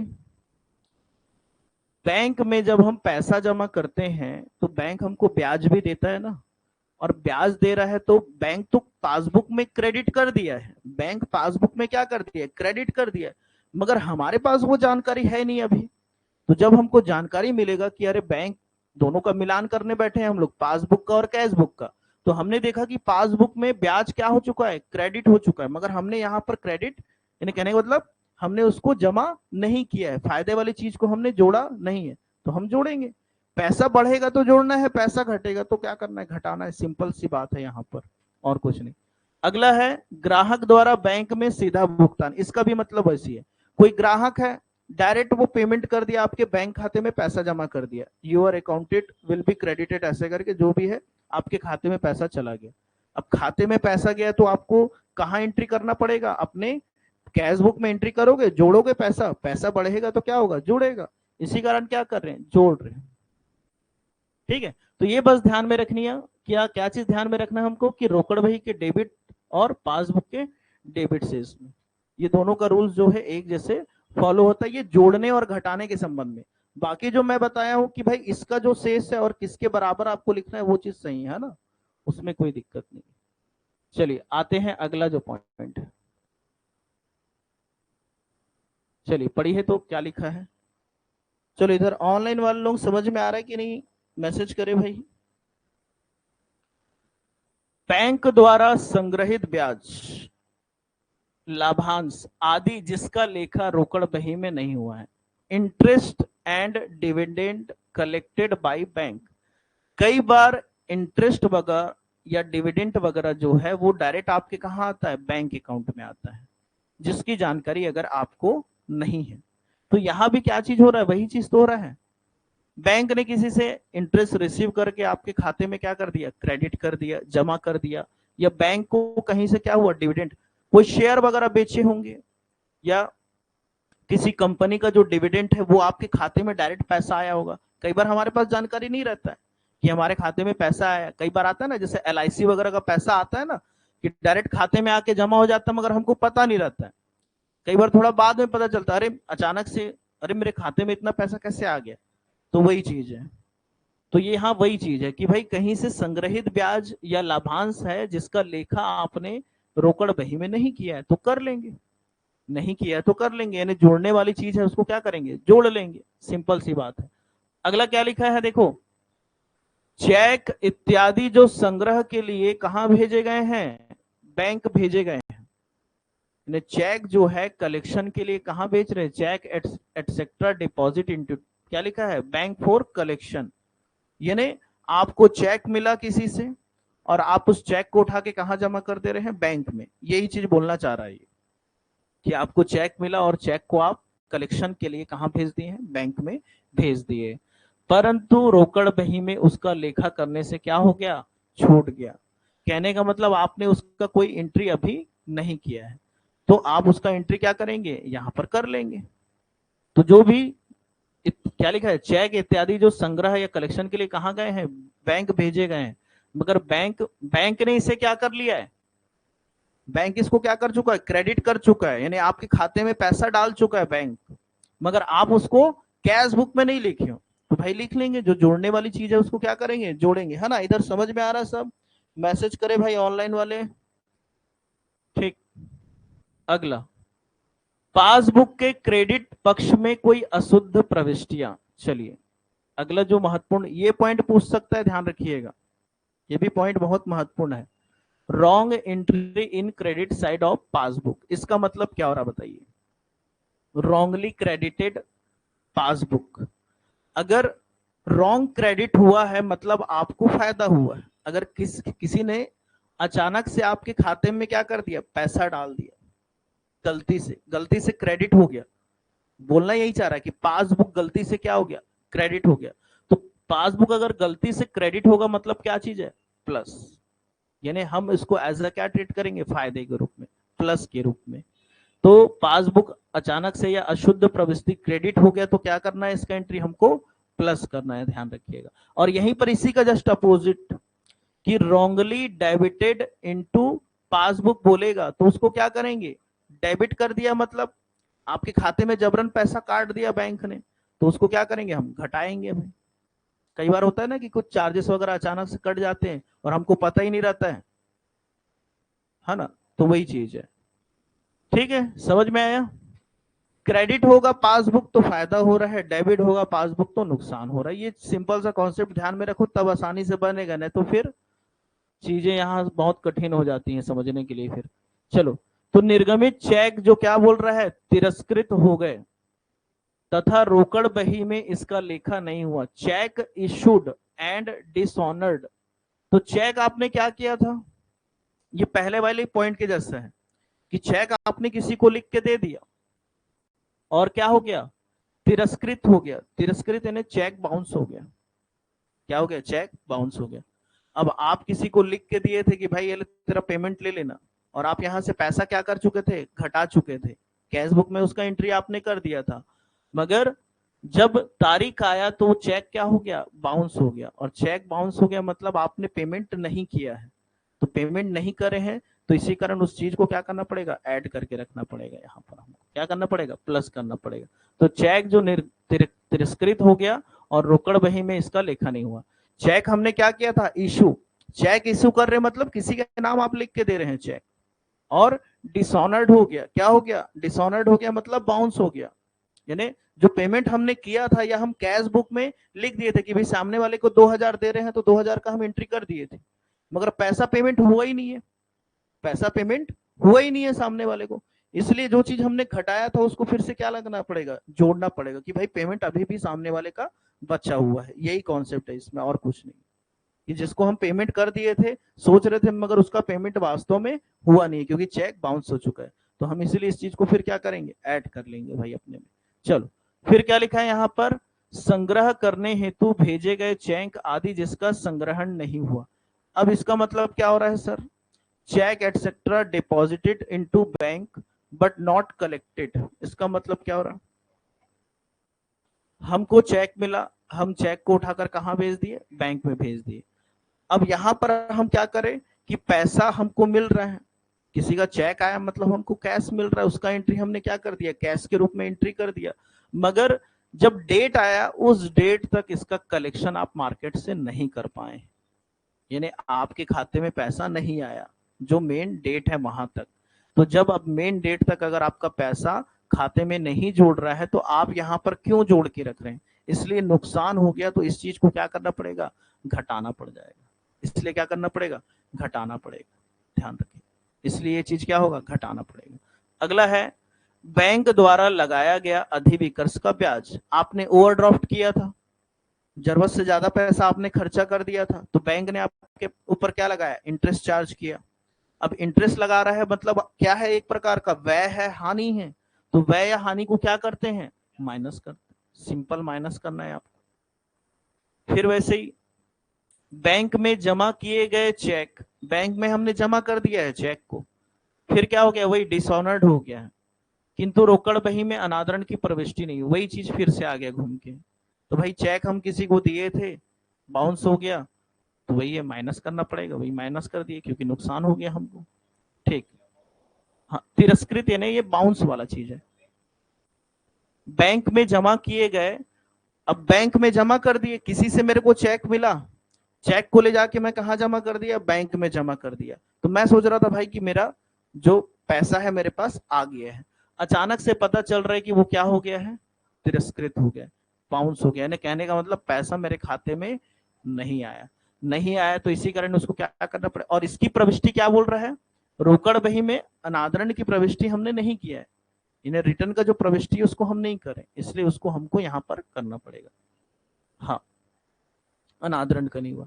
चेक आदि जिनकी प्रविष्टि रोकड़ बही के डेबिट पक्ष में हो गई किंतु बैंक नहीं भेजे जा सके, तो देखिए यहाँ क्या बोल रहा है, चेक आदि जिनकी प्रविष्टि रोकड़ बही के डेबिट पक्ष में हो गया है, तो चेक जो भी मिलता है, तो चेक मिलता है और बैंक में जमा करते, तो हम लोग क्या करते हैं, उसको बैंक खाता विकलन करके लिखते हैं ना, बैंक अकाउंट डेबिट, यानी हम बैंक में क्या करते हैं, पैसे को ऐड करते हैं, मगर वो बैंक भेजा ही नहीं गया है, हमको चेक मिला और हमने एंट्री कर दिया कि भाई बैंक खाता विकलन और फला फला व्यक्ति से जिससे भी, मगर वो चेक को ले जाकर हम बैंक में जमा ही नहीं करें, अगर जमा ही नहीं करोगे तो पैसा कहां से आएगा खाते में, तो पैसा जब आया ही नहीं है खाते में, इसलिए उस चीज को क्या करना पड़ेगा, घटाना पड़ेगा हमको, ठीक है।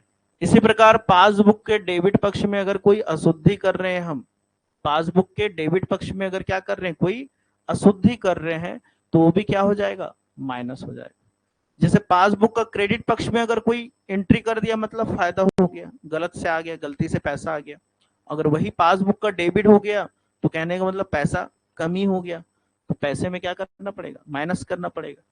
बैंक द्वारा सीधे प्राप्त की हुई राशि, क्या बोला है, बैंक द्वारा सीधे प्राप्त की हुई राशि जिसकी रोकड़ बही में कोई भी प्रविष्टि नहीं हुई, बैंक में कोई भी व्यक्ति आपके लिए पैसा अगर जमा कर देता है और उसका हमने कोई एंट्री नहीं किया तो करेंगे, फिर पैसा मिल रहा है तो पैसा मिलेगा तो जोड़ेगा ही, प्लस होगा चीज। तो सिंपल यही ध्यान में रखना है यहाँ पर कॉन्सेप्ट, कि जहां हमको फायदा हो रहा है वो चीजें क्या हो रही हैं, जुड़ रही हैं, और जहां नुकसान हो रहा है उस चीजों को हम घटा रहे हैं। बस ये ध्यान रखिएगा किसके किसके अनुसार, रोकड़ बही और पासबुक के डेबिट से इसके अनुसार, है ना, दोनों में रूल वही बैठ रहा है, ध्यान रखिएगा। और पासबुक का क्रेडिट शेष और रोकड़ बही का क्रेडिट शेष बोलेगा तो इसमें रूल एक जैसा बैठेगा। बस इसमें क्या करना है कि जो चीजें जोड़ने वाली थी वो क्या हो जाएगी, घटेगी, और जो घटने वाली चीज है वो जुड़ेगी। तो कितना हो गया, 1:19 हो गया है ना, 1:20 हो गया। तो इससे रिलेटेड कुछ क्वेश्चन है, तो क्वेश्चन आज ही करना चाहोगे कि कल, बताइए आप लोग। क्वेश्चन आज ही करना चाहते हो कि कल करना चाहते हो? भाई ऑनलाइन भी बता दो कि इकोनॉमिक्स पढ़ना चाह रहे हो। देखो 1:20 हो रहा है, अब आप लोगों के ऊपर है। क्वेश्चन भी लेके आया हूं मैं, क्वेश्चन देखेंगे तो क्लियर हो जाएगा चीज। और तो सिंपल, अभी इसमें क्या चीज हमको ध्यान में रखना था, चलो एक बार मैं फिर से बता दे रहा हूं। एक चीज जो मैंने बताया था आपको, कैश बुक का जो डेबिट बैलेंस है, कैश बुक का जो डेबिट बैलेंस है, ये पासबुक के किसके, ये चीज मैंने सही लिखाया था, इसको कोई गलत मत करना है ना, इसको कोई गलत मत करना, बस वो जो रूल्स पढ़ रहे थे वो उसमें बस वो चीज है। कैश बुक का डेबिट बैलेंस पासबुक के क्रेडिट बैलेंस के बराबर होता है, और कैश बुक का क्रेडिट बैलेंस जो है वो पासबुक के डेबिट बैलेंस के बराबर होता है। ये चीज मैंने सही लिखा है, इसमें कोई गलती नहीं है ना, इसमें कोई गलती नहीं। बस जो हम जो 13 पॉइंट जो पढ़े हैं उसके पॉइंट्स को थोड़ा सा आपको ये ध्यान में रखना है कि वहां पर कैश बुक और चाहे पासबुक बोले, और दोनों के किसके आधार पे, डेबिट बैलेंस को, अगर डेबिट बैलेंस के आधार पे जब ट्रीट कर रहा है, दोनों के डेबिट बैलेंस के आधार पे ट्रीट कर रहा है, तो यहां जब भी क्या होगा, आपको प्रॉफिट हो रहा है मान के चलिए ना, थोड़ा फायदे वाली बात चल रही है, तो इसको आप प्लस कर देते हैं, और जहां लॉस वाली बात चलेगी उसको आप क्या कर देंगे, माइनस कर देंगे। या कोई एक्सपेंसेस है, खर्चा है, इंश्योरेंस पटा रहे हैं, बीमा पटा रहे हैं, या किसी को सैलरी दे रहे हैं, ऐसा कोई भी जानकारी है उसको आप क्या कर देंगे, माइनस कर देंगे। इंटरेस्ट प्राप्त हो रहा है तो उसको आप प्लस कर देंगे, ठीक है। तो ये, और यहीं पर कैश बुक का क्या चीज, या पासबुक का क्रेडिट बैलेंस के अगर बारे में बात करेगा तो इसके लिए रूल्स बस जो है इसी का जस्ट अपोजिट है। यानी इस कंडीशन में आपको प्रॉफिट वाले जो चीज रहेंगे उसको माइनस कर दीजिए, और लॉस वाली चीज को आप क्या कर दीजिए, प्लस कर दीजिए। बस यही चीज है बस, ठीक है। बाकी ये चीज सही है ना, इसमें कोई गलती नहीं है, इसमें कोई गलती। तो जब भी उत्तर अगर आपका रहेगा कैश बुक का डेबिट बैलेंस दिया रहेगा तो उत्तर किस में आएगा, पासबुक के क्रेडिट बैलेंस के आधार पे। अगर उत्तर यानी आपका प्रश्न चालू हो रहा है कैश बुक के क्रेडिट बैलेंस के आधार पे, तो उत्तर किस में आएगा, पासबुक के डेबिट बैलेंस के आधार पे। ये ध्यान में रखना है ना। और रूल्स जो फॉलो हो रहा है उसमें बस थोड़ा सा ये ध्यान रखना कि इसका और इसका दोनों का डेबिट बैलेंस के आधार पे जो नियम या रूल्स है वो बना हुआ है, और इस दोनों का ही क्रेडिट बैलेंस के आधार पे ये रूल बना हुआ है करके। क्योंकि और जो इसके कॉन्सेप्ट में जाओगे तो फिर एकदम से पासबुक और वो सब रखना पड़ेगा यहाँ पर, ठीक है। तो इतना चीज ध्यान में रखिए तो ये चीजें बहुत आसानी से बन जाएगी, ठीक। चलो, तो इधर ऑनलाइन वाले कुछ जवाब दे भाई। इकोनॉमिक्स पढ़ना है, क्या पढ़ना है, पढ़ा दे इकोनॉमिक्स से 40 मिनट। किसी मैसेज उसेज नहीं आ रहा है, सो गए हो क्या, कल का ज्यादा खाना खा लिए लग रहा है सब। चलो, तो इकोनॉमिक्स देखे, क्योंकि आज ही इसका क्वेश्चन देखोगे तो ज्यादा एक्सेस हो जाएगा लग रहा है ना।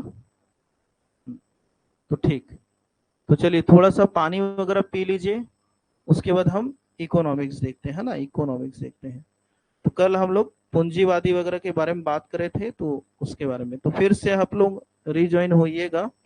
इकोनॉमिक्स का अलग से वीडियो बनता है क्योंकि, है ना, तो फिर से रिज्वाइन होइएगा सब।